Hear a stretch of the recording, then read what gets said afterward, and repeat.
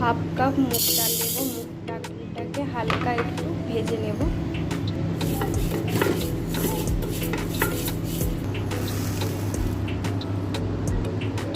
এখানে half cup ছোলার ডাল নেব। ছোলার ডালটাকে একটু গুঁড়ো করে নিতে হবে এই রকম।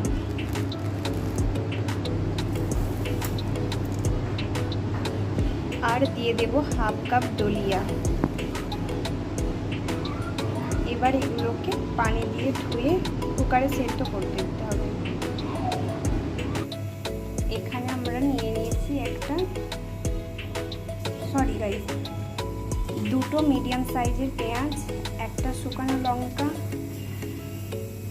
5টা কাঁচা লঙ্কা, 5 পতি রসুন, অল্প একটু পরিমাণে আদা কুচি। আদাটা এইভাবে কেটে নিতে হবে, রসুনটা এইভাবে। আর নিয়ে নিয়েছি 2টো টমেটো। এরপর আমরা মাংসটা কষিয়ে নেব। কড়াইয়ে তেল দিয়ে দিয়েছি। তেলটা গরম হলে এর মধ্যে দিয়ে দেবো একটা শুকনো লঙ্কা আর একটু গোটা জিরে। এটা একটু ভেজে নিয়ে এর মধ্যে দিয়ে দেবো আমরা কুচি করে রাখা পেঁয়াজ।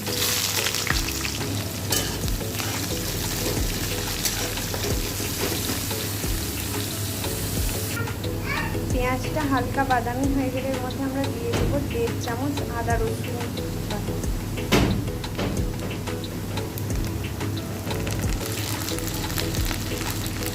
এরপর এর মধ্যে দিয়ে দেবো কুচিয়ে রাখা টমেটো।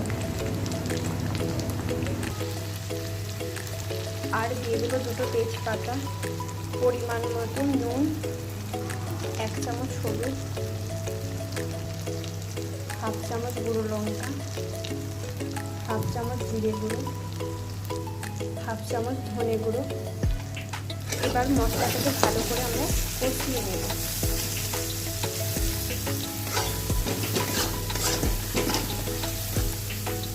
আর দিয়ে দেবো একটু কাশ্মীরি লঙ্কার গুঁড়ো, আর দিয়ে দেবো একটু গোলমরিচ গুঁড়ো।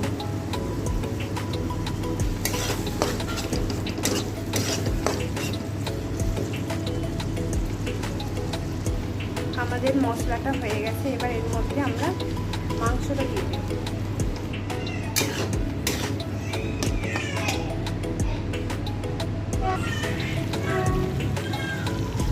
এবার এর মধ্যে আমরা দিয়ে দেব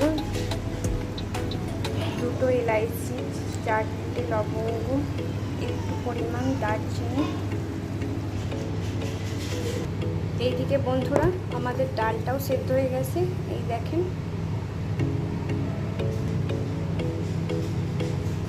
এইদিকে আমাদের মাংসটাও কষিয়ে নেওয়া হয়ে গেছে। আর একটা বড় ডিশের মধ্যে আমরা ডালটা ঢেলে দেব। এর মধ্যে আমরা এবার মাংসটা দিয়ে দেব। এবার এর মধ্যে কাঁচা লঙ্কাগুলো দিয়ে দেব।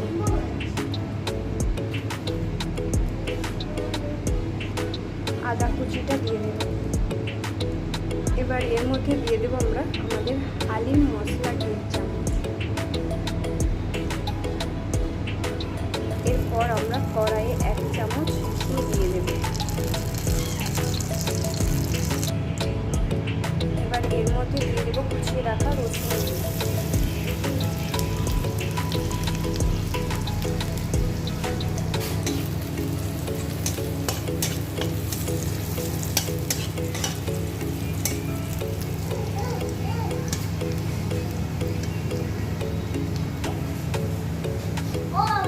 রসুনটা লাল করে দিতে হবে, এইভাবে লাল করে ফোড়ন দিয়ে নিতে হবে। তো এইভাবে রেডি আমাদের হালিম।